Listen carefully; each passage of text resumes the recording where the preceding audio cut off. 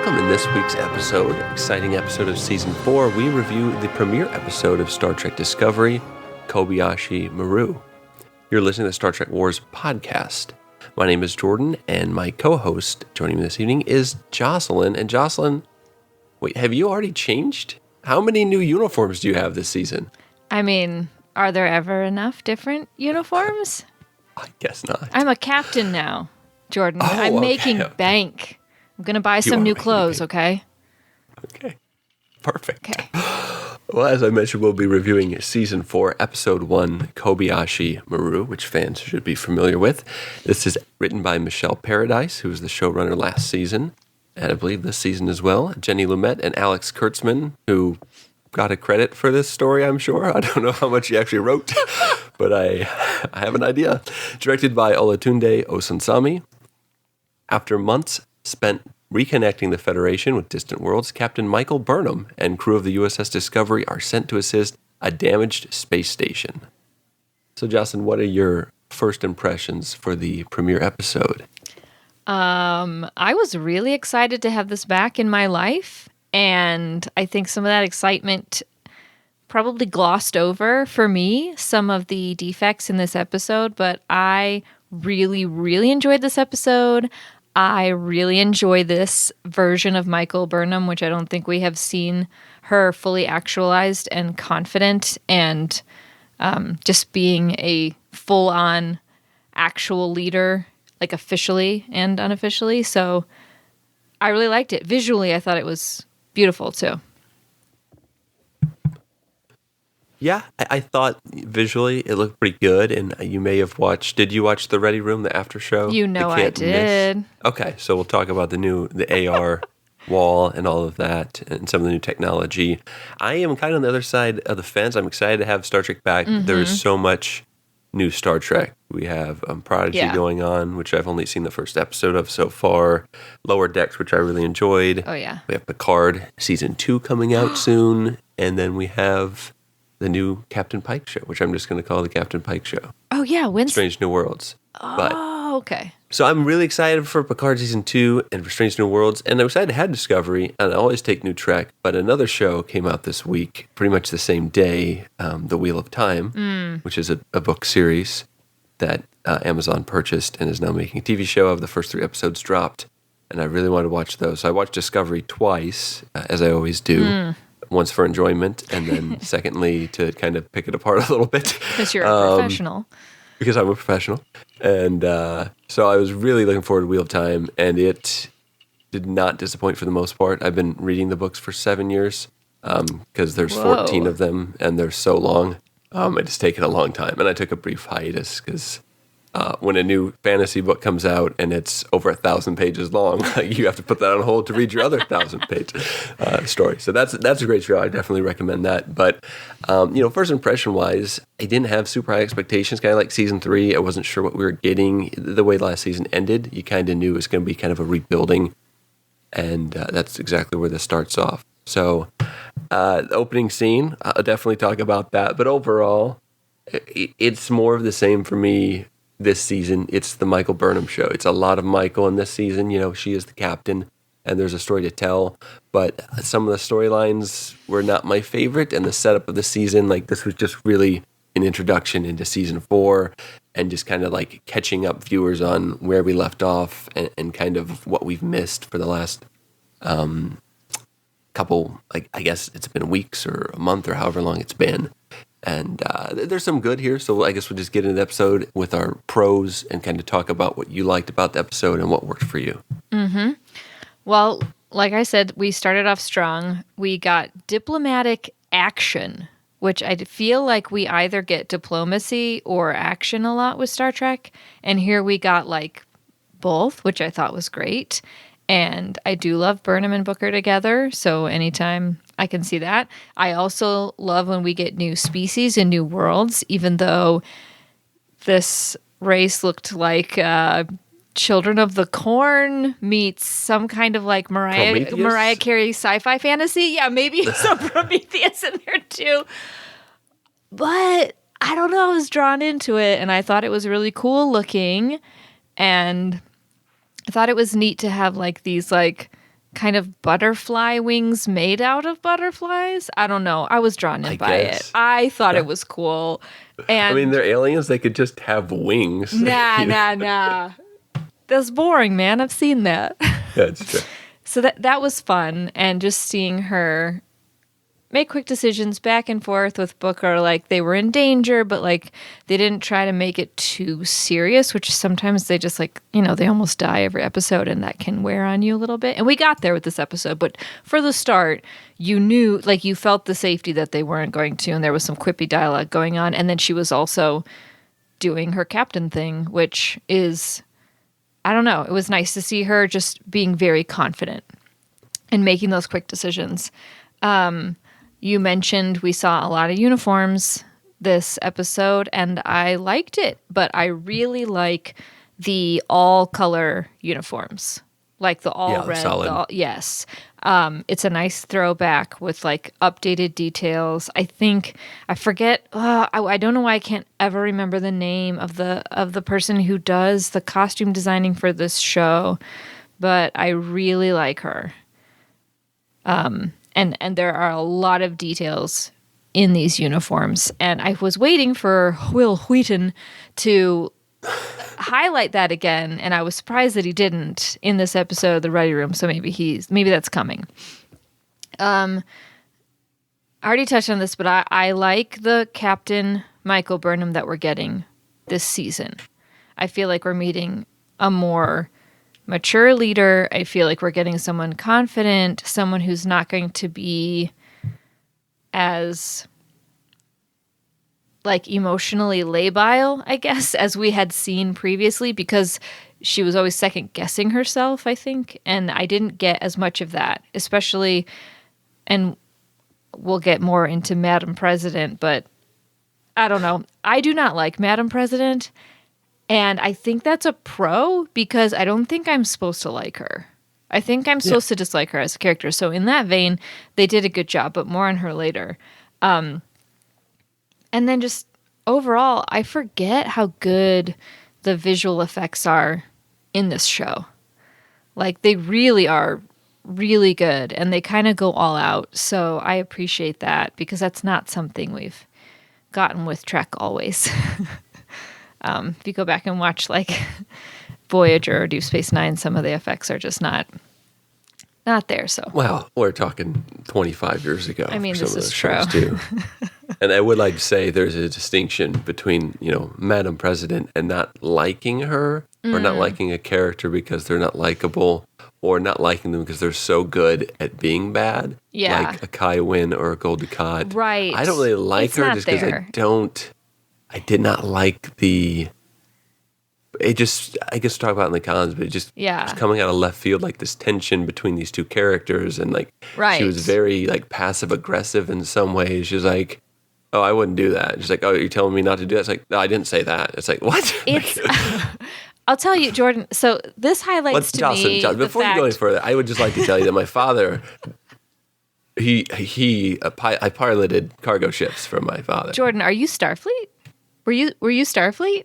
No, my father, I piloted cargo ships for my father. I'm sorry, Did I say that? Are you on this podcast just to tick a box? Is that what we're doing here? Yes. Because I don't need that right now. You're endangering my career as a podcaster. Dang it. Yeah. I have some predictions for her. But this highlights to me, like, you picking up on like why all of a sudden there would be conflict. This just highlights to me that you've never been a woman or a girl, because this is just like a fact of existence running around the world with other women and girls. And there are a lot of reasons for that we can't get into right now, because this is like an hour-long podcast. Anyway, neutral zone wise, there's always like a great line, I feel like, in every episode that kind of encapsulates like at least one hero's journey. And that one for this episode was the line that Sukal says, "There will always be those who fear what they do not understand, but they are fewer now." And I've always heard that like people fear what they don't understand, but they are fewer now. That was like very hopeful. And I mean, we've heard this before. I think Tuvok said this in one of the Voyagers, like, we often fear what we don't understand. Our best defense is knowledge. I just like that about Star Trek. It's a very Star Trek thing to say, and it's like one of those through lines that they pull from the other series as well. So I like that too. Yeah, very, very hopeful. Sure. Yeah. I think that's all my pros. Oh, wow, okay. I mean, I'll probably think of more later, but Good. Yeah, I have some as well. I like the idea. I think going into the season, I knew it'd be life after the burn, and what is that like? And I think that could be interesting. It definitely could be explored in an interesting way. I just don't think I don't think the Star Trek Discovery thinks that's enough of a story. Thus, the other story that they're kind of giving us, and I guess I'll talk about this a little bit more, but before I really go into the pros, I do want to say also that my notes may be a little less detailed than usual, and I will get to this in my cons. How dare I could not pause, fast forward, or rewind. What? Because of Paramount Plus nonsense, and that's not the only Paramount Plus shenanigans this week. We will talk about the international tomfoolery that's going on with Paramount Plus. Really? I had no idea. I'm very interested. Let me tell you something that enrages me about Paramount Plus is I feel like if you're going to run a streaming app that people are going to pay for, if I'm going to fast forward or rewind, you need to give me the little boxes. Yeah. You need to give me the little boxes. And so I need to be able to scroll through. I don't know if that's a proprietary thing. Have about a 5-minute rant about Paramount Plus in a minute that will cover in depth about every little issue I have with it and the platform and where it's at. And I almost started with it because it took me almost 3 hours to watch a 1-hour episode of Discovery. And we'll get into it with a breakdown. Oh my God. Anyways. That's torture. I did really like Saru getting to see, his world, the Kelpians and the Baul, the Smoke People, like living together. Yeah. And this underwater deal that they've built to where like they can go in and breathe, but then you also have on the other side of the glass like the Baul because they live there. Very much reminiscent of two other really great sci-fi stories, one being in Star Trek with the Xindi. And being able to see the Xindi aquatics, which Jocelyn, you've never seen Enterprise, which will come up multiple times in this show. Oh, I see. And make you feel bad for that. But the Xindi aquatics are master shipbuilders with their 3 hands and being whale-type creatures, which makes no sense. Wait, what? And then, you have to see it to believe it. I'm sorry, they live underwater, but they're master shipbuilders? They're the shipbuilders. Not boats or submarines, but spaceships. Okay. Sure. Now, I do understand, though, that I believe like astronauts in training train they underwater. They train in these large swimming there's something pools. to that. Okay. But astronauts have fingers and hands as well. Opposable thumbs are like really important with I don't know, technology, programmable matter, yada, yada, yada. Well, they didn't have that yet. And they also, another example would be the Gungans in Star Wars. I mean, they have their underwater city that the Jedi go to, and... Anyways, two horrible examples. I also like the reopening of Starfleet Academy, and it's like it's awesome in a lot of ways because you see like the Discovery crew being like, we're part of the reason that this is happening. Like we made this possible.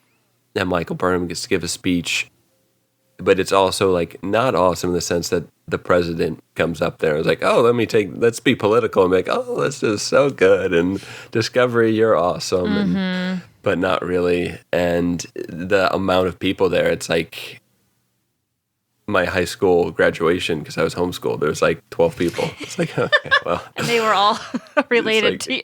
Yes. It's kind of sad because it's the like, same house. Yeah. This is Starfleet Academy. There's like 12 people, but it's like so hopeful at the same time. And you see so many different races represented and just excited to join Starfleet Academy and kind of rebuild the Federation, which will be, I'm sure, a through line for this season and going forward.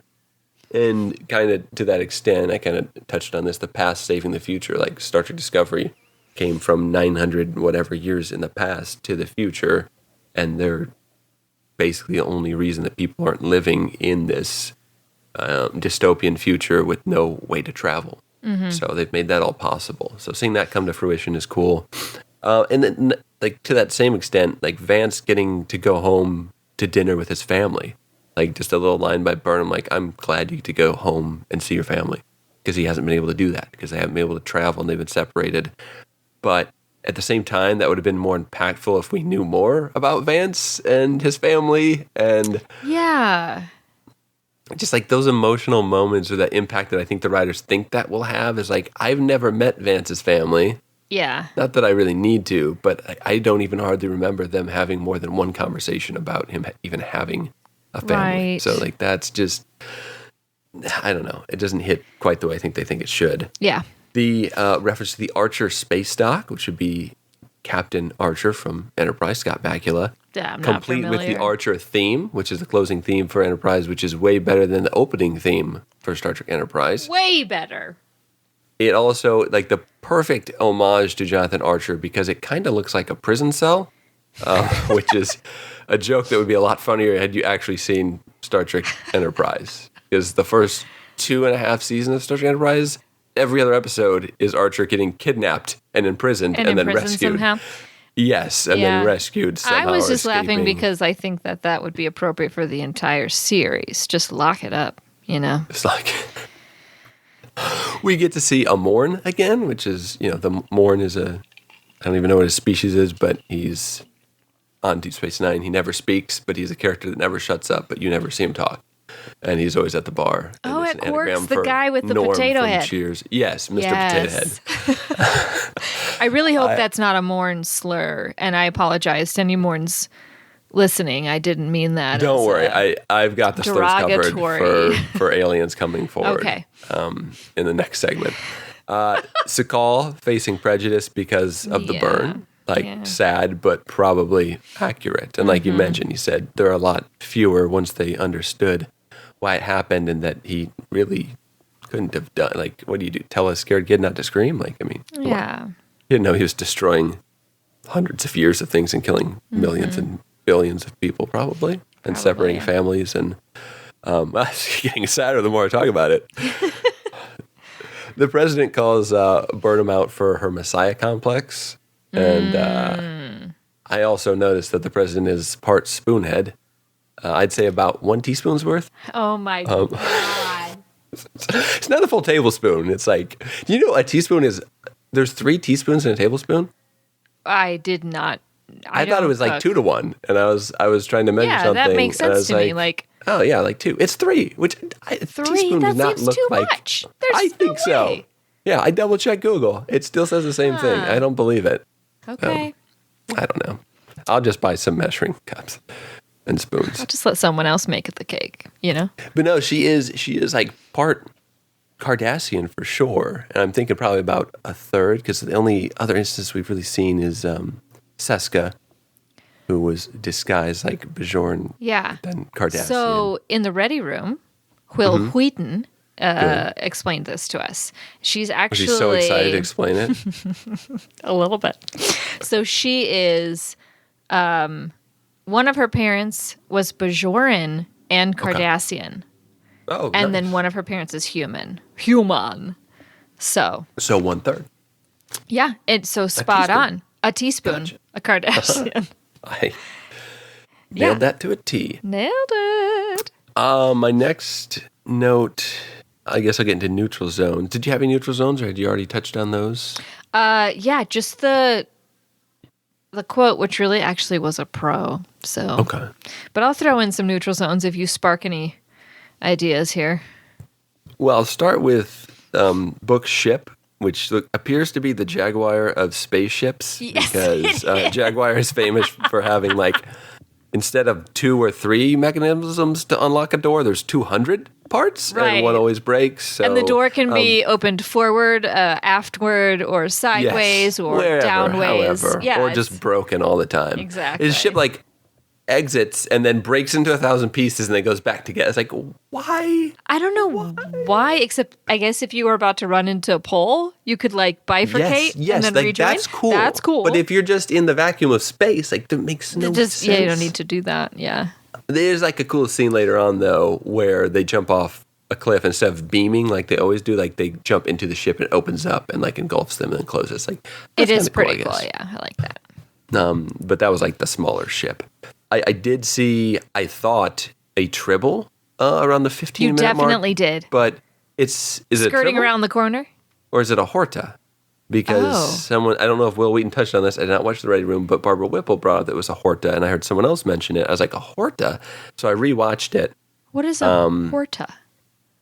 A horta is, well, if you've ever had leftover lasagna microwave, that's kind of what a horta looks like. It is from the original series episode, The Devil in the Dark, which is one of the first episodes I ever saw, where this mining planet, Kirk and Spock go down, and they're like, yeah, we were mining, and we find these minerals, and they pull it up, and it looks like a bowling ball. Probably because it is a bowling ball. And they were like gray painted. looking? Yeah. Okay, I remember that. Yeah, I just thought those were big tribbles, like not fun tribbles. No, like the horta can like melt rock. That's and you find out it was like acid later. Yeah. Yes. And the guy's like standing there in slow motion, like, ah! And then you just see like a burn mark on the ground. It's it was like, oh God, in the shape of a body. Yeah. But then you find out, spoiler alert, that those bowling balls were the horta's babies, and they were like mining and taking the babies, and that's why the horta was killing them. So then Spock mind melds with it, and he's like, pain! And yeah. So that's a horta. So wow. I don't know if it's part of the crew or if it's actually a horta, because a horta looks more like a pizza, and that looked like a hairless tribble, kind of. So I don't know. Either way, interesting, I guess. Why is there fire everywhere on the ship, Jocelyn? There's more know. There's more pyro than a cane entrance. You're dipping into my cons now, but I guess the only thing I can think of is like they're talking about methane and like burning off methane, perhaps. But why would you do that right on the bridge? You wouldn't do that. No, you wouldn't. There's got to be a better way. There's got to be a better way. I'm also pretty sure that every premiere episode of Discovery has had Michael Burnham flying through space in a spacesuit, saving the day. Like, literally every single one. I think you're right. Although I think maybe in the first one... And every season finale will get it too. I guarantee it. So it's become somewhat formulaic. Like, I understand homages and like, oh, hey, that's cool. We did that. We should do that again. But like, they do it every time. Yeah. And it's true. Also in Neutral Zone, oh no, Nallis died. Oh. The 3D scanner, also as a medical professional, I'm sure you can appreciate just the lack of sensitivity of the scanner, just showing deceased in huge print when you scan someone. Yeah, it's just like, that's a HIPAA violation. You don't even have to tell them they're dead. Like, you can just show them, like, hey, sorry. Although there have been times in my medical career where I wish that I had one of those because families just were not getting it. Anyway, that's dark. So moving on. Moving on. Quajon is destroyed. Speaking of, let's talk about something lighter. The whole planet was destroyed. Oh my God. And that little boy who just got his necklace with that string that's definitely going to break. So I don't understand why they put such a flimsy string on something you're supposed to wear 24/7 for the rest of your life. Family member that we just don't really, I mean, for me, even like my wife, Joanna, was watching it and I was like, yeah, they could have got a better actor for that kid. I know he's just going to die, but he was terrible. He was a little shell-shocked. I mean, I don't know. He could become the next Daniel Day-Lewis, but it's a rough start for him. Not go that far. The pathway drive is mentioned, which I think is interesting, and just like a faster way to travel, almost like a spore drive. So that would open up some doors for, fast travel, much like the mycelium network that Discovery's using. So they mentioned Voyager. The new Voyager, the Voyager 2 or whatever. Voyager 2, okay. I couldn't immediately figure out like what they were talking about or if Voyager had that, and I just never knew it, but I didn't think so. Yeah, so the ship that they show in the Archer shipyard is the new Voyager. Okay. And what a polished turd that looks like. Oh. That looks like if you took the Excelsior and made it uglier. Oh, no. And then the detached nacelles? Yeah, no, that's not the Excelsior. That's not, which one is the hat? Excelsior is like a thick Enterprise, basically. Yeah, it's the one that they steal. The Excelsior is a thick bish, huh? Yeah, they steal what do you have the against Enterprise back, and then they sabotage starships, Jordan? The Excelsior. I like the Excelsior. Some people are into thick starships. This is even it looks like a kid designed it. And it looks totally unfinished. And then the detached nacelles, it just looks like if you took someone in the 40s, was like, what would something look like 10,000 years from now? Like, oh, okay, it would probably look like no. Wireless engines. It's in space. I guess. Anyways, that's really all the neutral zones. And the pathway drive, I guess, just like I'm kind of opposed to being able to jump from point A to point B instantly, because I think it really... Well, I'll use Game of Thrones season 7 and 8 as an example, shrinking the world down and being able to just, hey, we're here. Oh, now we're in Dorne. Oh, the next day we're in Dragonmount. Yeah. Like, no, it's not that close. It takes weeks. Like, what are you doing? So, like, Star Trek just being able, like, you get a distress call and it's like, oh, we'll be there in 10 seconds. Like, there's no drama to that. So you have to make artificial drama. And, that's a good point. Yeah. So, anyways, there needs to be limits. That's all I'm saying. I guess now would be where we jump into the cons, Jocelyn. And it could be a lengthy segment for me just based on Paramount Plus alone. So I'll let you kick it off with the cons. Well, my first con, and I know this is random, but did you hear the sound that Discovery made the first time it jumped? What was that? Yeah, I did not like that. It sounded like the Three Stooges. Yeah. It was like a cartoon character was being like poked or strangled or something. I don't know. I was just like, does it always make that sound? Why does it sound like It definitely stuck out to me. I think it has made a sound before, but it was much more distinct than I ever remember it. Very interesting. It's like firing up a sports car, but your belt fell off, so it's making a hideous sound. This is that beautiful. It was like such like kind of a cartoony. Yeah, a cartoony sound for like the visual effects didn't match the sound that it was making, essentially. And I'm sure there's some like scientific techie reason for that sound. I almost guarantee it. I just struck me strange. So the supporting cast in this episode, as with most episodes, are just... Wait, there's a supporting cast? Exactly. They're just very supporting, you know? And I love that we get reaction shots. And like, this is a criticism of this show because of how much I do enjoy it and how elevated I do feel it is for Star Trek. Because if you think back to like TOS, it was the Kirk show every week. It was the Kirk, Spock, McCoy show. It was the Kirk, Spock, McCoy show, but it was mostly the Kirk show. Like, he was it. He was the reason. He's the one always getting his shirt ripped off or cut. He's always got the lady love. He's always the one who's saving. Like, he was the star, and that, I mean, famously went to his head. But, you know, so you had your Spock fans and you had your McCoy fans, and I think over time, Leonard Nimoy kind of aged well as far as a character and a person. And so I think that colors a little bit our memory of it. But I feel like at the time, it was very much Kirk's front and center. And they're doing that with Burnham. And I feel like that's unfair for a lot of reasons. Burnham is a really great character. So let's not like burn him out on her. You know? Sorry, I had to. But like too much of a good thing kind of diminishes how good that thing is sometimes. And so when it's just all her all the time, it's really doing a disservice to her, that character. And there are a lot of good the supporting cast is great. Like Tilly, give Tilly more to do. I mean, my God. And also like just everyone else, literally everyone else. I don't remember Blue Del Barrio's character name. But the genius Trill, she's not a Trill. She has a host. Is she a Trill? No. She's a human with Trill. That one confuses me. Anyway. Isn't it Tall? What is her? Tall. Adira. Adira, exactly. Adira is so interesting and new, so we need to know more about them. And what else? There's several. And Saru, I think if Saru comes back, that could be a huge kick in the pants too. Like that would be great to the show, and just that triumvirate, kind of like the original series where you have those three main characters. And it is mainly Kirk, but that's also the 1960s where you had like your leading man.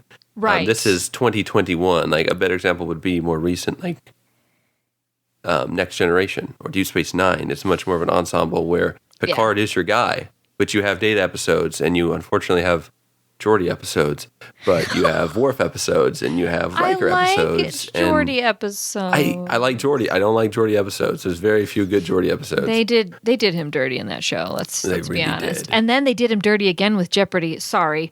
Hashtag they justice did. for LeVar Burton. I think I'm a big Star Trek fan and a huge Jeopardy fan. Yes. But I don't think that he was the best choice for the Jeopardy host. Are we going to fight? I think we could. I'll fight you. I think Ken Jennings is just fine, honestly, and matches the spirit of Jeopardy. Oh my God. Who's Ken Jennings? He's like the all-time most winning contestant on Jeopardy. Exactly. Yeah. No one knows who that is. But okay, yeah. I guarantee you ask any Jeopardy fan who Ken Jennings is, and they will know. That's like asking a Star Trek fan, who's William Shatner? Okay. Like, I don't know. I don't know that guy. Kirk? Who's that? I love Star Trek. All right. Not a deep cut then, I see. Okay. I hated watching Jeopardy. I always got all the answers wrong. It made me feel stupid. So I would tune in for celebrity. The older you get, the better you get at Jeopardy. Because like when I was dumb, I loved watching Jeopardy, but I was dumb. But yes, watching Celebrity Jeopardy, you feel like a genius. Oh, I feel like a oh my genius. gosh, celebrities are so dumb. And I get it, it's for charity, but still, they're so dumb. I mean, I don't know. One of the funniest Jeopardy moments, now that we're talking about Jeopardy, one of my other passions in life, is when Kareem Abdul-Jabbar on Celebrity Jeopardy was asked a question, and the answer was Kareem Abdul-Jabbar. And he didn't but he get got it right. wrong. Yes. Oh my gosh. Oh my God. Incidentally, the episode of Cheers where what's the postman's name in Cheers when he goes on Cliff Jeopardy? Clavin. Cliff. Remember the one where he goes on Jeopardy? Mm-hmm. And like all the categories are like things just that catered to he him. would know. It was like just absolute nonsense. domestic I have dreamed, beers. Yes. Yep. Stamps. Yes. So much stuff. I literally have had dreams where I'm on Jeopardy and the categories are, Chicago pizza, Right. baseball, Star Trek. Yes, perfect. Anyway, I digress. The supporting cast needs more airtime, and Things it would Jordan likes. It would benefit everyone. But hey, aren't you glad we got a new character for the British crew this week? Who? The guy who Bryce is talking to. What? He has like a mustache. Oh, I didn't notice that. Yeah, Sorry. I know. Yep. I didn't. That's there part was of the a new problem. guy. Yes. What's he look like? Is human or? Yeah, human. Oh boy. Yeah. Oh boy. Yeah. No. Didn't. Rewatch the episode. You might see him. I might see him.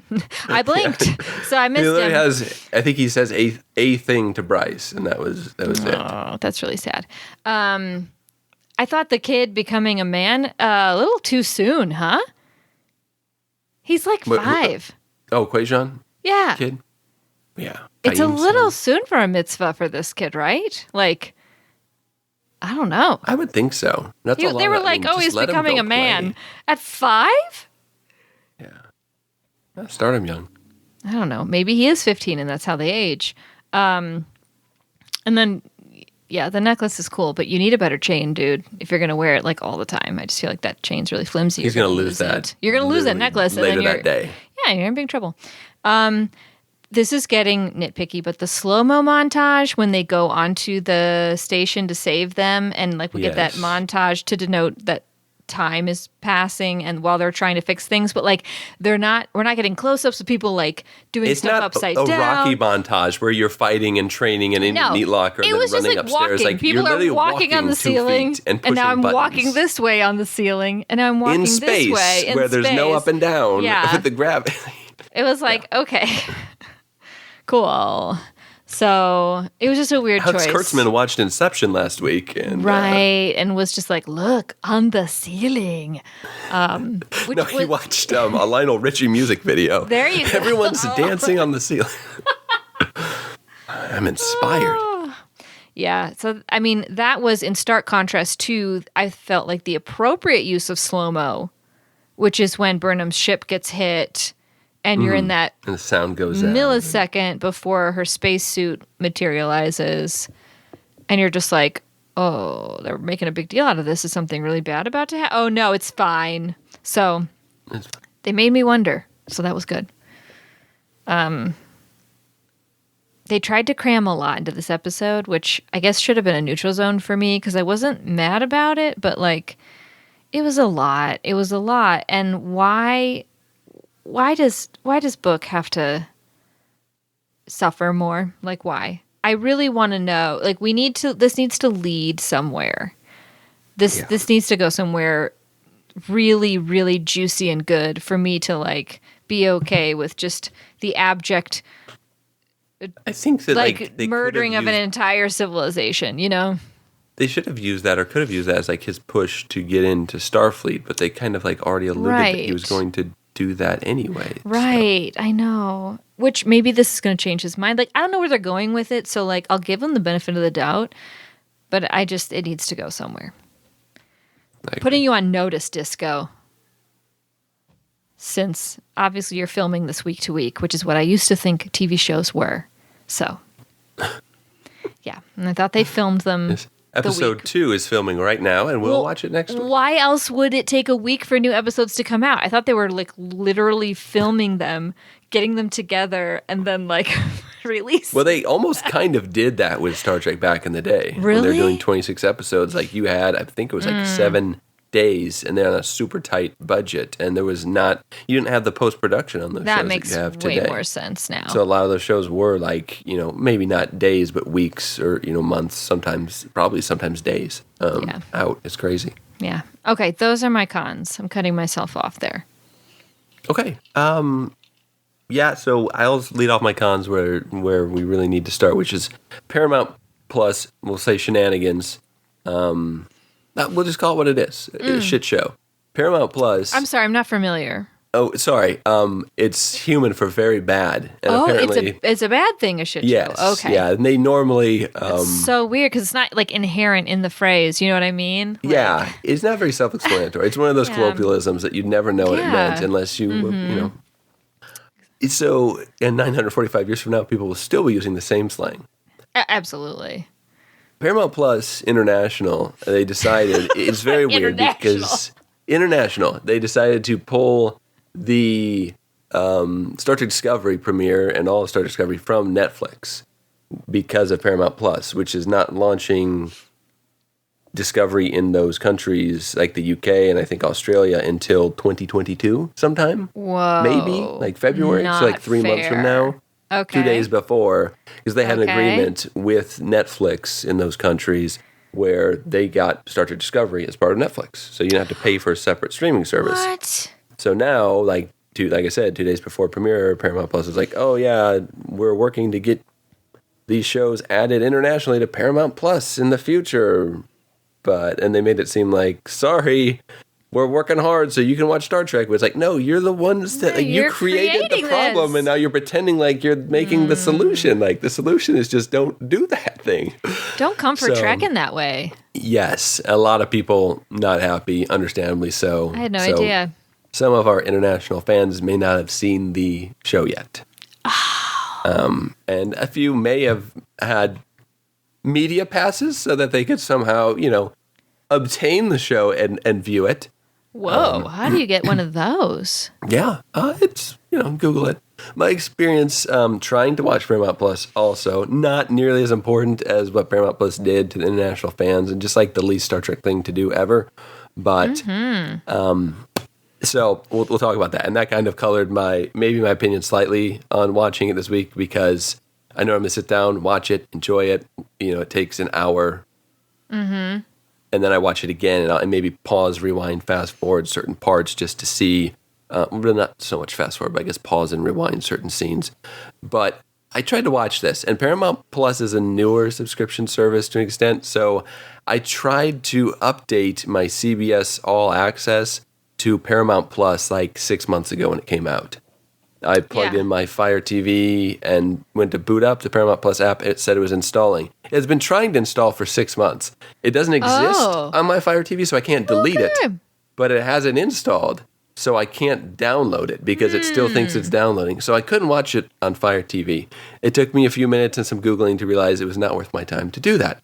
So I boot up my PS5, Jocelyn, and I go to the trusty PS5. Yes, to the App Store, the brand new, one of the top, gaming console streaming things on the planet. And Paramount Plus does not exist in the store or in the media section at all. So I do some Googling. And it says where it's available. And this is like 11 o'clock at night. So my wife is going to bed. I would just watch it on my computer. I'm not going to watch it on my phone because it's the premiere of Star Trek Discovery. Man. And I want to watch it on a big screen. Exactly. Yes. So after much Googling, and then the second time, it actually showed me the full device list because one device was not listed because you got to click like the little more button. The PS4 is the bottom one listed. I have a PS4. Okay. It's in a drawer. Because I got a PS5, so I had to pull it out, dust it off, God. find the power cord, which was left behind the cabinet because I plugged it in my room one day to do something. So I find the power cord, plug it all in, dust it off. I have to update the PS4 because I haven't been turned on in 6 months. Oh, my God. So I do that. Then I've got to download the Paramount Plus app. I do that. I get my trusty controller. I fire up the system. It was not turned off properly, so it's got to go through this rebuilding the database. And by the way, if you're bored, you can skip forward like 5 minutes because this is going on a little bit longer. I turn on the controller. The controller dies 2 seconds later. I got to go find the cord for the controller, which is not a USB Type-C. It's like a USB Mini or Micro. So I got to go find that, plug it in. Then I had to update the app. What? Then I have to sign in. And then the commercials hit. I'm like, wait. The commercials? Nuh-uh. Commercials? No. Jocelyn wouldn't do me like that. Because Jocelyn and I premium. share an account. And That's I paid right, we for it. do. And now it's your turn to pay for it. And we go family. back. Exactly. And Fight me, Paramount. I signed in on my account, which ends literally that day. Oh, my God. Because I had canceled it. I was like, okay, because I had the $5 thing because I was just watching Lower Decks was the only thing I was watching, and I wanted to see Prodigy. So I canceled it because you were getting it. And so I signed into your account. As you And I was about 20 minutes into the episode, so I tried to fast forward 20 minutes. You can only fast forward, the fastest speed is ×3. So it took literally 2.5 to 3 minutes just to fast forward 20 minutes, and then the app crashed. And it continued to do this after 3 attempts. So then I signed back in on my account because I figured it would just let me resume where I left off. I'm like feeling the rage and the heartburn. The rage was building. The heartburn was building. My wife was like, why don't you just go to bed? I was like, do you know me? You're like, I can't sleep No, like I will this. spend 4 perfectly good hours of my evening spite watching this. So eventually, I think I just signed back in, and I reboot everything, and it lets me fast forward in 3 times speed. And there was still commercials, even when I signed in on your account for like the first time I watched it for whatever reason. And I finally watched it, but I could not pause it or fast forward it or rewind it for anything. Otherwise, it would freeze or crash and not resume. You just had to let it go. Yes. This was, okay, so this is very triggering because this is how I used to have to watch Babylon 5 with those DVDs that you bought me, except I don't have a DVD player because it's 2020 at the time. And so I would have to boot up this old laptop that we didn't use anymore because my new laptop doesn't have a disk drive. Why would it have a disk drive? And, you know, you had to hope it booted up, took 5 minutes, and it may fail, and you had to do it several times. Put the disk in, hope that didn't fail because then you had to restart it. And then if you tried to pause or fast forward or anything, forget about it. Oh, my God. Forget it. Oh, man. So, yeah, taking notes initially was not easy. So you were in a forward. great headspace for this. Yes, and I'm still experiencing problems with that app, so I'm going to have to find another way to do this, even on because it's on the PS4, and it's not great. You can try to, if the app will go on your phone, try to screencast it. I think you can screencast through PS5. That's another thing I was reading about, so I have to set that up. I also have a Fire Stick I could probably plug in, and that might not be glitched, and I could do that. There's a lot of options, Jocelyn. I'm just saying I went down the wrong road. Yeah, and I took a wrong turn, and then another wrong turn, and I got lost, and I decided not to look for directions. Except I did look for directions, You Jocelyn. did. And I still ended up. You sought them. Yeah. So anyways, we'll get into real cons for Star Trek Discovery. And we'll start at the beginning. Okay. The opening scene, maybe with one exception, it just did not work for me. Like, that scene, Controversial statement. I felt like it would be a really hilarious Lower Decks opening, but the tone and the vibe of that opening and the dialogue was so off and weird to me. I was shocked when I like the longer the episode went, I was like, oh, it's a dream. Like, oh, she's gonna wake up. No, like that was part of the show. It was a weird vibe. What? Yeah, for sure. Like, also, why did Burnham, as an acting captain in Starfleet, only bring one person with her who's not even a Starfleet officer, who's her boyfriend, who is empathetic? Like, you should probably have someone else on the... That's just like... Just builds upon what we were talking about with the rest of the crew. Like, they think so little of the secondary characters that they can't even make it on an away mission. Not even to be killed off. Like, but to be fair, no one else looks as good in away mission leather.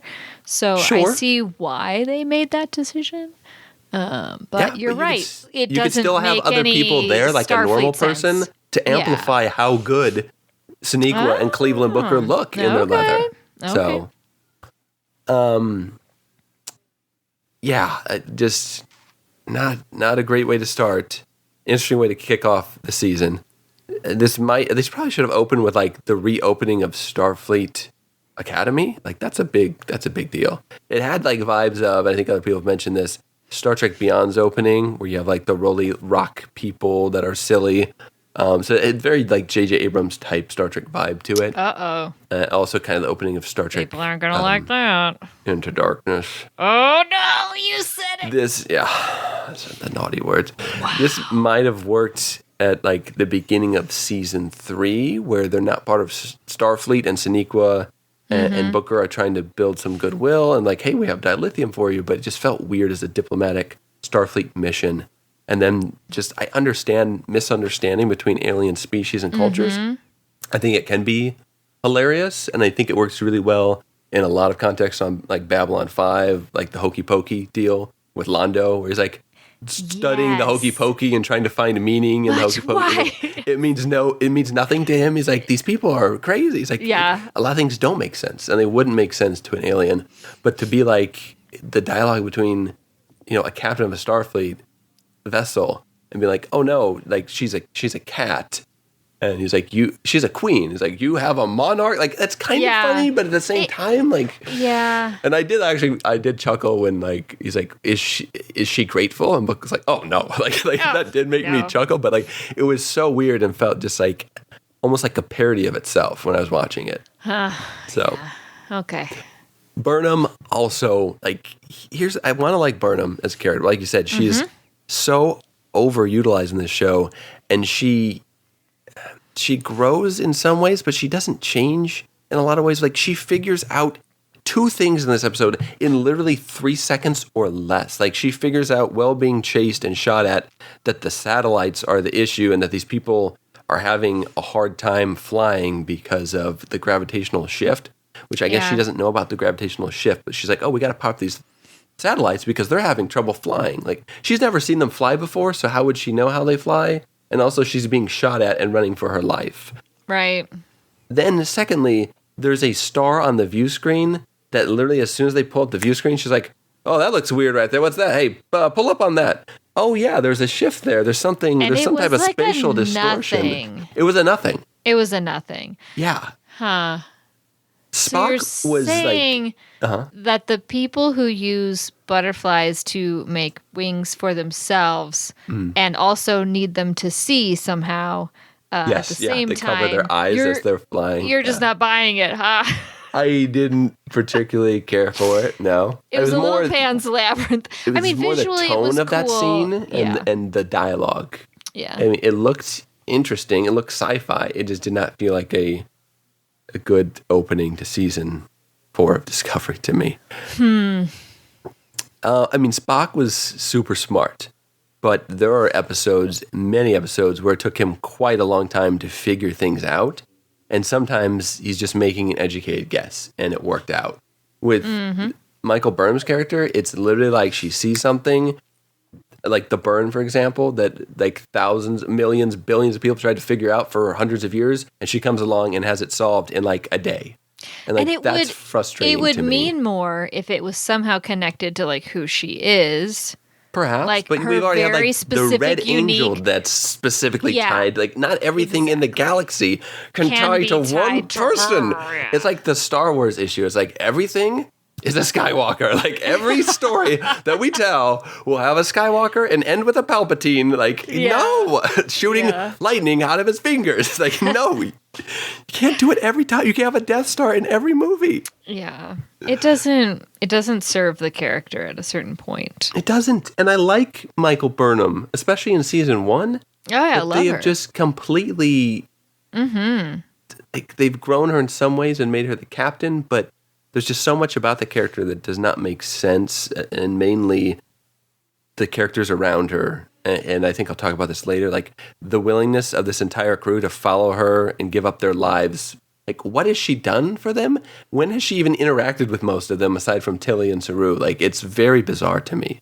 They could have done a much better job of like connecting this character to the world around her. Which is weird because the criticism is that all we see is her. But by bringing in the preferred characters, at least along with her, we could get some insight. And then when they've tried to do that in certain episodes, it's just to kill that character off. Exactly. So it's never like investment. No long-term meaning. Yeah. On a happier note, as soon as they showed Book's nephew running in slow motion with that happy music playing and the sun shining, it was at that very moment that I knew he was going to meet a certain and instantaneous demise. Like this, no way he's not dead. Yeah, it's like if Picard talks about his beautiful vineyard and his nephew. And, you just know Renee, they're going to burn to death. Oh, God. They're going to get Aunt Renee. Yeah. That thing where each character says one line and then finishes each other's sentences, and it like perfectly pans from left to right on the bridge. It's like, Captain, we're getting distortion. Hey, Captain, it's building. Hey, it could be a star.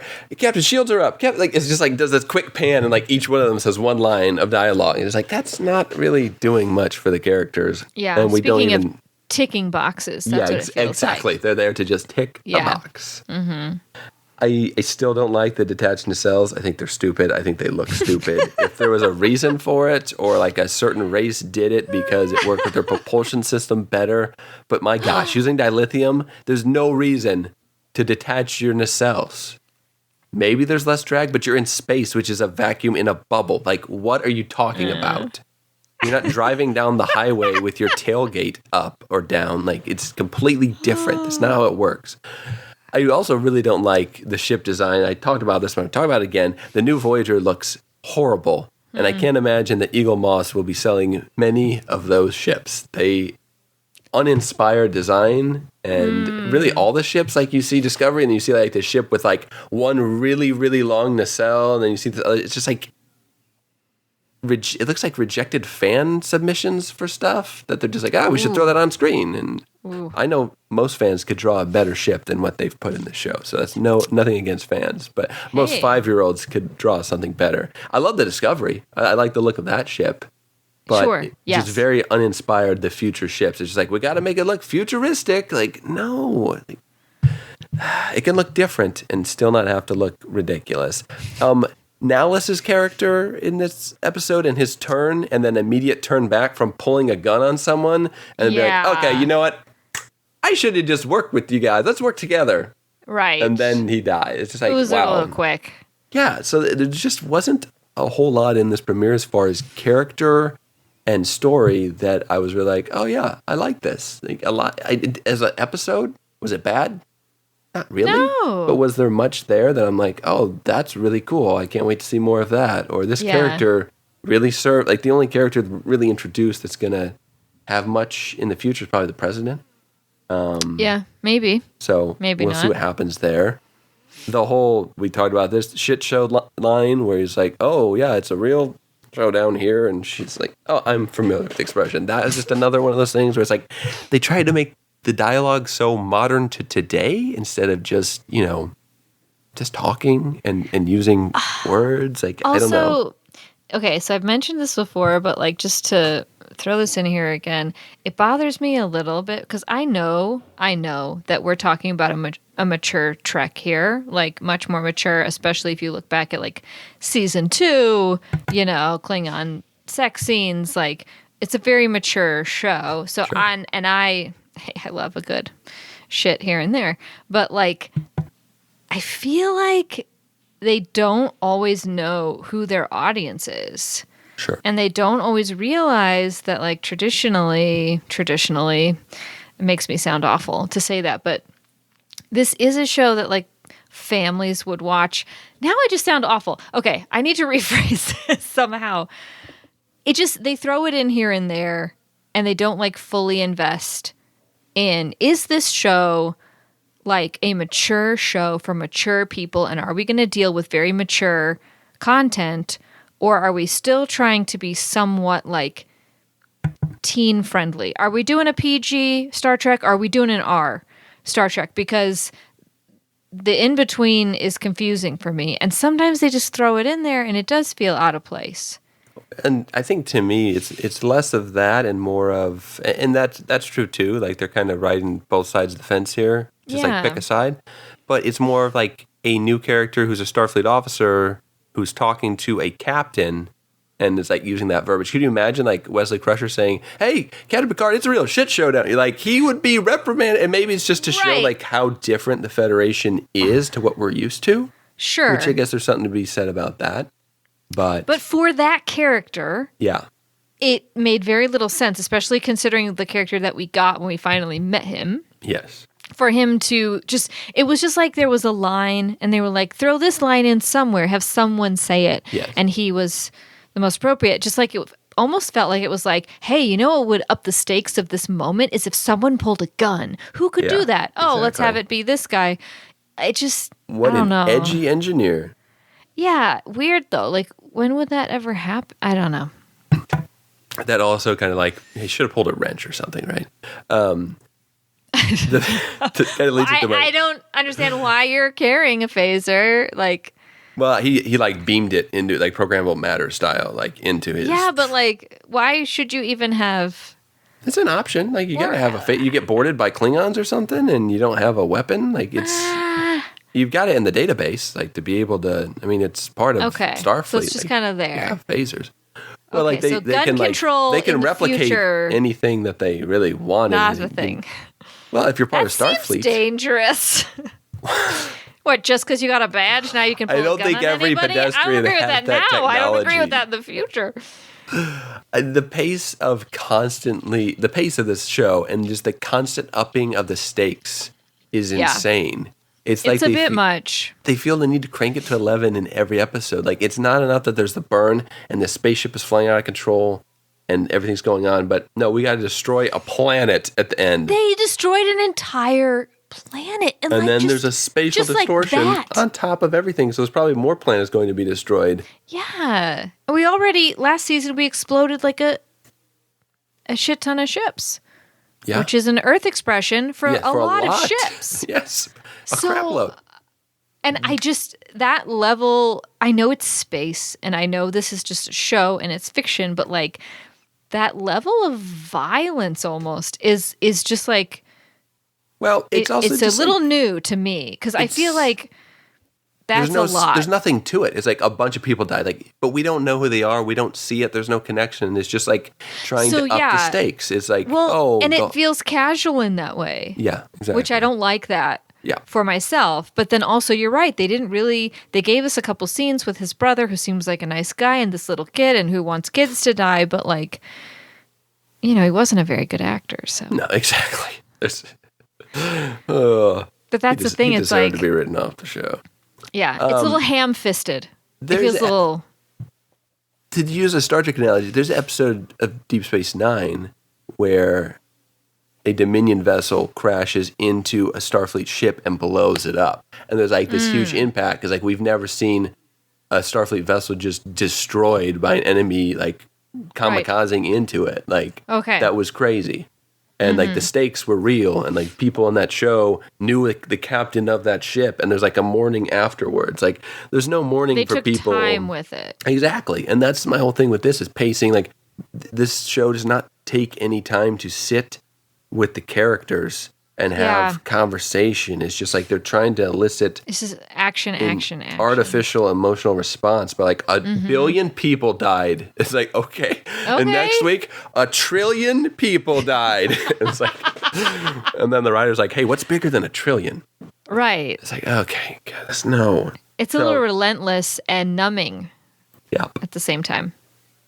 And I guess that's just like a new Star Trek thing to do is like you have to blow up a planet. Like they did in the Kelvinverse with Vulcan. They did it in Picard. And now they do it with Disco. It's like, let's just blow up a planet. Yeah. And it actually serves a purpose in the Kelvin universe, mainly just for Spock to be slightly different. And it serves a purpose in Picard as well. And maybe it will here. But yeah, it's that's just, true. You know, we'll see what happens. I miss the slower pacing in general of the Star Trek shows. And when you had 26 episodes, did you get some stinkers and clunkers here and there? Absolutely. Yes. But that's part of like what we love about Star Trek sometimes, honestly, is rewatching the garbage episodes. Like Sub Rosa, we had probably more fun watching that than most of the middling episodes or any of the middling episodes. But you get that, like, there might be an episode that's not good, but you get character development and you learn about them and you learn about Worf's family who... When have we seen these people's quarters? Yeah, we would spend time in Riker's quarters, in Deanna Troy's quarters. We knew that Riker played the trombone. We had all these references. We had a conference room. We had the cafeteria. The cafeteria where they would sit and they would talk about like the diplomatic decisions they were about to. The holodeck. We've seen them in the cafeteria, but a little bit. We haven't really seen their quarters. They play smart person games where they think of words that mean the opposite of one thing and the same and the opposite of that word at the same time. It's like, can you get more than they're smart? Like they're in Starfleet. We know that they're intellectual in some capacity, but like, can we see Where's the holodeck? Where's the party with the solo cups? Yeah. We did have one episode with that. But who's singing in a concert? I mean, come on. We need these people at play as well as at work. Where's the talent show? Yeah, exactly. They can't. Well, there was the movie night, which was really weird. So, and also passive. They're just sitting there watching an old movie. That's like classic Star Trek, though, because in Enterprise they have movie night and they watch a Paramount-owned movie from 1920 because they own the rights. Exactly. Sorry, I just looked it up and it appears that you have met your Enterprise reference quota for the podcast. So in Star Trek Voyager, they watch a 3D movie as well. Better. I like that. That's really all the cons I have. I know it's a lot and we spent a lot of time on it, but it's a new season. And I feel like they did not give me a ton to be like super excited about season 4, other than like Michael Burnham is going to have to solve this problem because it's personal. All on her own. This time it's personal. Last season, it was personal. And it's going to be like this season-long MacGuffin mystery where it's like, where's this distortion coming from? Yeah. But Joselyn, what's the source of the distortion? Well, guess what? I got answers for you in my next time on, which we'll get to next. But first, I did want to talk about the new AR wall technology, which is like a new stage that they built. Yes. I guess it's 270 degrees of this large This is actually LED way screen. Cool. Tell me a little bit about it, because I'm sure they went in depth on this. They went in depth on this in Will Wheaton's Ready Room, and basically a lot of these scenes on the other worlds, or even on the bridge, or anywhere at Starfleet Academy, are filmed in front of a green screen. So when the actors are acting, they have a platform and they maybe have some set pieces, but all around them is just a green blanket of curtains or walls or whatever. Yeah. Also, they talked about when they filmed The Old Way, you could only film a certain number of times because every time you filmed, every cut that you made would cost more and more money because that was all CGI that had to be filled in later. And also the cast from the green, like if you've ever taken a photo in the back of like a neon color or something, it kind of throws a cast onto your skin and onto your face. You can kind of see the green on it. And so they have to go in and like eliminate that, which also costs. Unless they're Orion. Unless they're Orion. Yeah. We should all be so lucky. And then in which case they just disappear and it's like an outfit with no one in it. So very complicated, that one. So what they have now is this huge wall made up of like big screen TVs all like seamlessly together. So they're actually seeing in a slightly distorted way because of the way the camera films what we are seeing as an audience. So for the actor, when they're interacting with the screen is actually there. If they're supposed to be in engineering, they're actually in engineering. Yeah. And it does look a little distorted, like the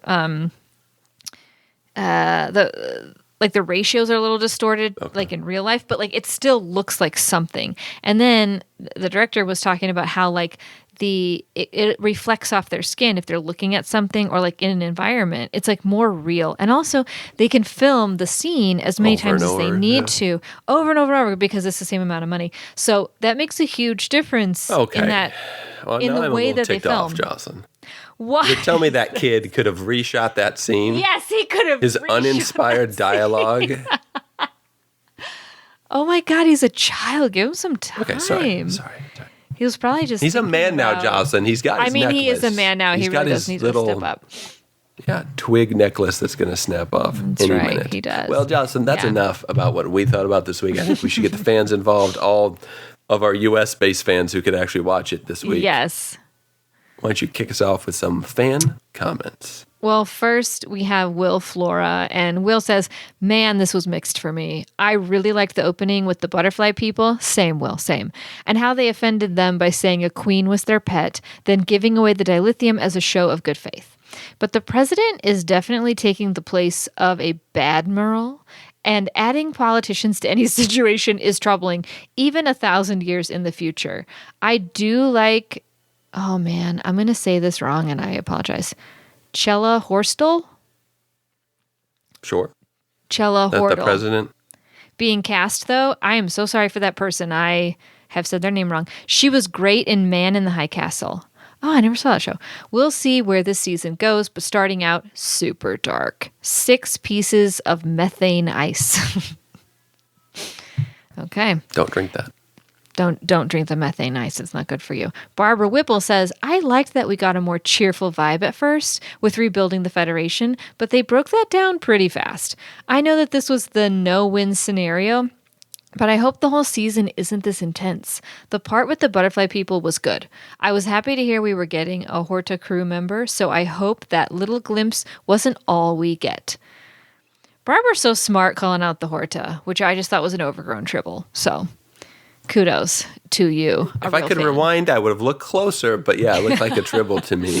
So. Paramount Plus! And then finally, Wayne Fraser says, haven't seen this episode, obviously, blah, blah, blah. Interesting, but uneven. I liked a lot about this episode, even the Into Darkness Beyond opening mashup. But the conflict between Burnham and the president came out of nowhere. I could buy that there would be conflict, but it seemed forced. I wonder if they've learned from past seasons. The bridge crew, once again, seem to be window dressing and reaction faces. And Burnham, again, seems to be the only person that does anything, but the president then addressed that criticism directly, so that may change. Oh, I almost forgot. What happened to the tension between Burnham and Stamets at the end of last season? I totally forgot about that.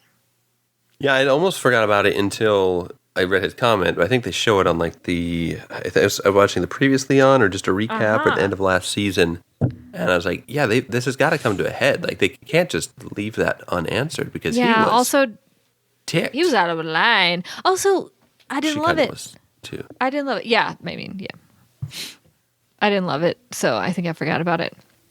But that is what the fans think about that. Yeah. What?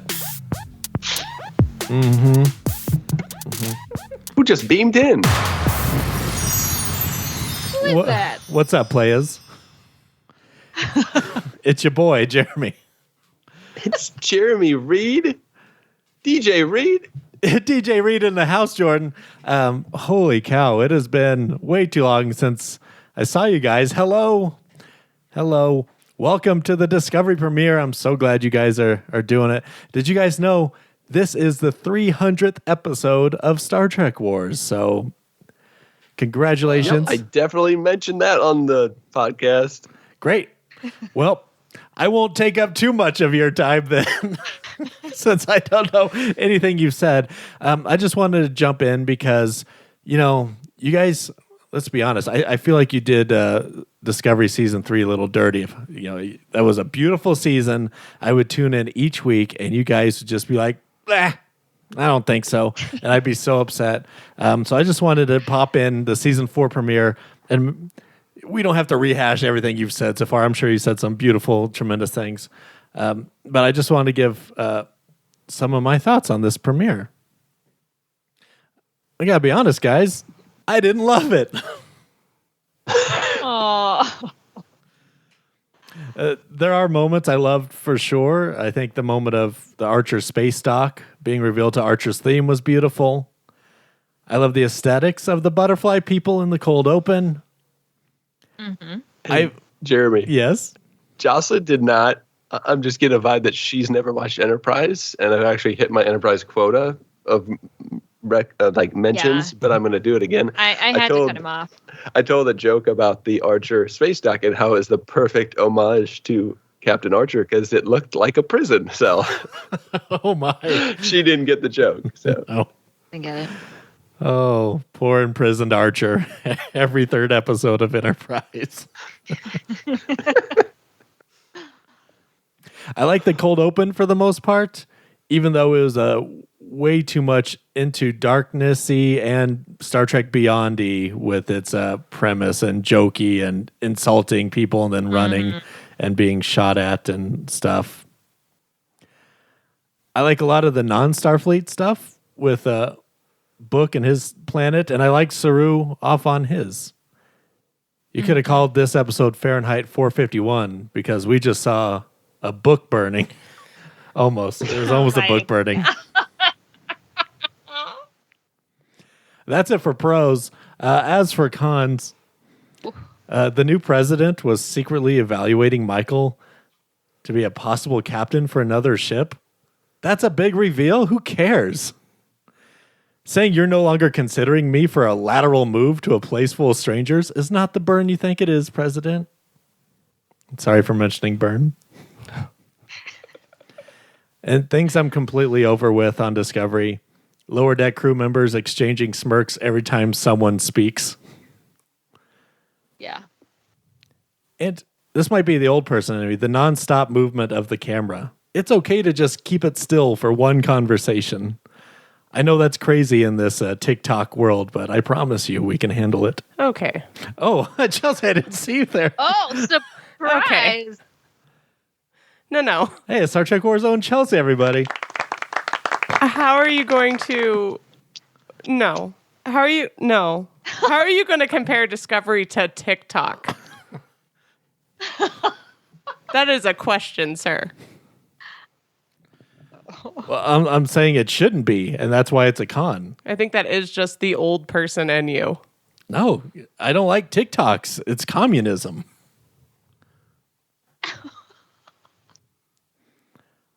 All right, well, let me get back to some good stuff then, Chelsea. Yeah. Thanks for keeping me level. You're really keeping me grounded, babe. There is something interesting in there about Michael unwilling to actually face the no-win scenario, which could make for a great overarching theme this season that hopefully results in her having to make some really tough choices. Because on this first episode, we just got more of, Michael's right, she does everything herself, and still nothing bad happens. And I like Michael, and I love Sonequa Martin Green. I just needed a little bit more in this episode. I never really felt at any point there was any actual danger of failure. Well, oh, scratch that. There was one moment in this episode that, just like Michael, completely blindsided me. And that's when out of nowhere, her worker bee was struck by a fragment and the cockpit shattered and everything went silent in slow motion. And I got really pumped up at that point thinking, Oh, there's actually going to be some ramifications of her thinking she has to do everything herself because she just got an earful of that from the Federation president. She's in charge now. She can't take the entire universe on her shoulders. She has to delegate, and she needs to put the good of the many over the needs of the few. But then this one segment of slow-mo quietly just ended up not mattering in the slightest, and we went right back to business as usual. So it's just disappointing. How is that different than Kirk doing every away mission himself or Picard? Well, that's what... This was my point as well. Mm-hmm. Yeah, it's fine, but this is an episode that she was directly called out on it. So I was kind of hoping that this would be Burnham's like Wrath of Khan, where like, yeah, you've been doing this for so long, but eventually you have to face that no-win scenario. And I was hoping that was kind of where we're going just for her character growth. That's all. And it's only the beginning of the season, and I have no doubt we're in for some big surprises along the way. And I'm still super excited to see what happens next. If Michael's arc this season is to learn to delegate and even experience some losses like Kirk and Wrath of Khan, then this could definitely shape up to be the best season ever, and I'm still super excited for it. But for this episode, as it is alone, I would give it a 6. A 6 IEI. But I don't want to keep you guys. We'll let you wrap it up. Just to say, congratulations on this. Congratulations on Adam and Lita, who are currently doing episode 301, which is the Prodigy quarter season finale. However, they're doing that. They're doing a lot of fun stuff over there. And then you can find Chelsea and myself doing the Star Trek Wars Patreon show on Patreon, which is a lot of fun. Yeah. And that great job, guys. It's awesome to talk to you again, and we'll see you next time. On that Sounds good. note, see ya.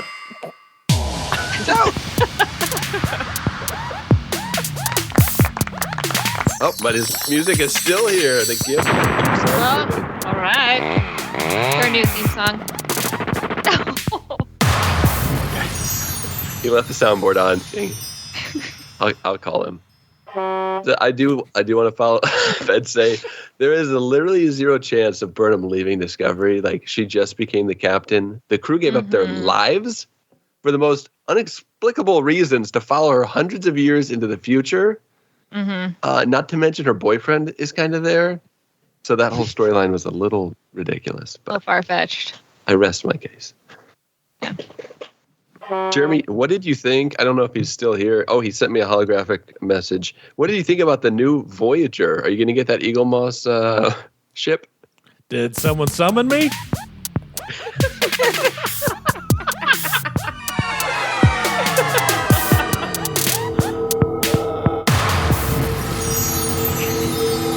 Fire command. The whales from Star Trek 4? That is, yeah, it's quite the entrance.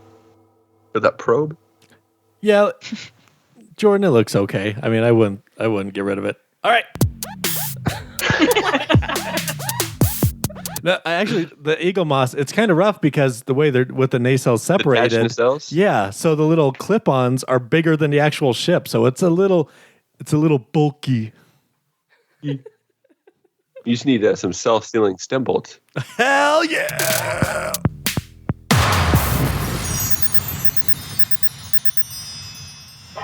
Just a lot of destruction going on. I like the sound effects are longer than Jeremy's actual thoughts. All right, Jocelyn, the moment of truth is time to rate this week's episode of Star Trek Discovery. Are you ready? I am ready and very optimistic, I will say that with my rating. Okay. Give it to us. I really liked it, and I had no problems with Paramount Plus, so I was in a good headspace for this one. So I gave it an 8. Okay. 8 carnivorous monarch mammals. That was kind of funny. 8 carnivorous. Yeah. You brought a carnivore to our world? I give it a little lower this week. You know, Paramount Plus aside, maybe that lowered my score half a point by the time I actually got. But I did watch it a second time without many issues. I couldn't rewind or anything, but I give it a 6. 6 shit shows. The fans give it a score of a 7 overall, which brings us to a score of... I'm going to have to do some adding real quick, Jocelyn. Fill some time for us. I just wanted to say that Paramount Plus is worth the investment for me for 2 specific reasons. Number 1, all things Star Trek, obviously. And number 2, RuPaul's Drag Race. So it is kind of my dream that someday we get a crossover of those 2 shows, but I understand that might be difficult. RuPaul's Space Race. All right, that brings the overall score to a 6.75. Okay. All Jocelyn, right. do you have a next time on for this week's episode? I do.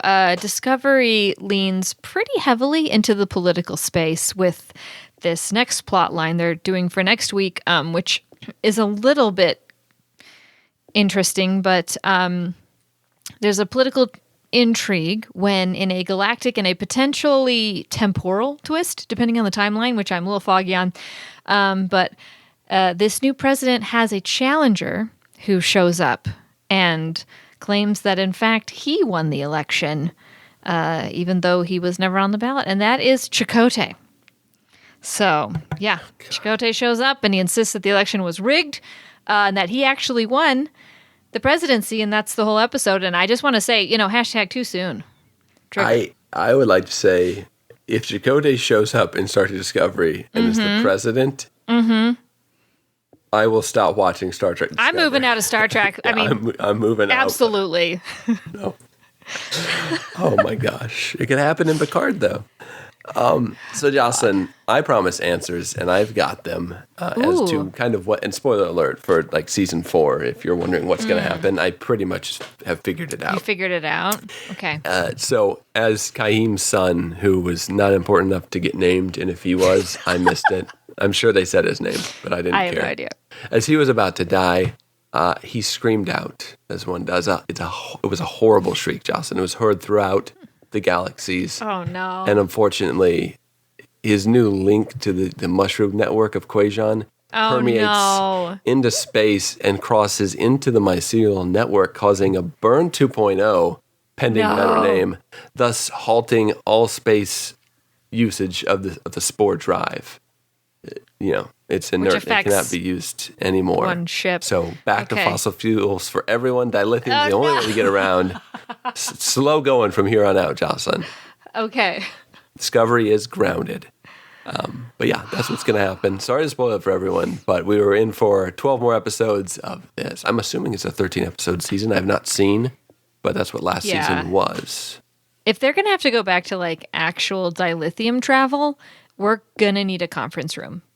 I agree. They're going to need to talk during the time between. So there actually will be time between travel to do those things. Exactly. Could be a good thing. All I'm saying. Well, Jocelyn, after the premiere episode, any questions that you have going into next week? Anything you're excited for? I do have one burning question, and I think I mentioned it before, but it's like, why are we making Booker suffer so much? The man has suffered enough. And so that's my question. Why? And it better be good is also a statement. So.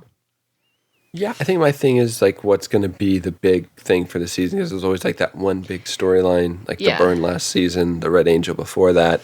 I think the show's better off without that. I think it's good to have an overall, long form storytelling and have a major plot point that ties things together. But I don't think it has to be a burn or a Red Angel where we're trying, because that seems like that serves part of the season, but then you have episodes where they just like don't give you any answer and just like basically just string you along for a season, then give you an answer that's not really, at least in my opinion, last season, all that great. Like it didn't really matter what caused the burn all that much. It just mattered that we were living in a world without a way to travel quickly and trying to solve that.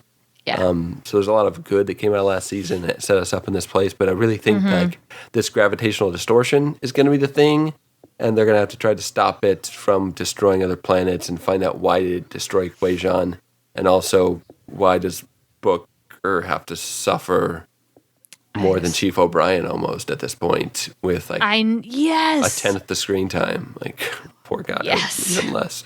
So I feel bad for Booker. Maybe we'll find out why he chose that name, and they'll stop teasing us about it. So, but aside from that, I'm looking forward to the next episode because I think this was a lot of setup. I want to see where this season is going to go and see if they do change some of the issues that I've had as far as the pacing and the side characters.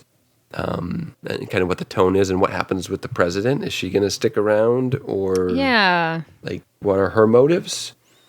So, but it's interesting. We're in an interesting world. I would just like to explore that world more because we're in like the 3189 or whatever year it is, but we haven't really had time to like see what's going on around us. We've seen a few planets, but now it's like, are people coming back in the Federation? What races are there, and what's happened over the last several hundred years. So, but yeah, that's pretty much it. Jocelyn, anything else you want to say before we end this? No, I'm just excited about this season. And you can co-sign my name onto your strongly worded email to Paramount Plus International. Oh man, yeah, Paramount Plus. I support you. And they have said, and a lot of the actors from Star Trek Discovery have come out and said like they don't agree with this, and like Paramount has come out and said we're trying to find a way to let the fans see it sooner. It's like, okay, trying to find a way about this. Yeah, this is okay, ridiculous. Okay. So, on that note, looking forward to episode 2. We'll be back next week to discuss it. Until then, thank you all for listening. Computer and program.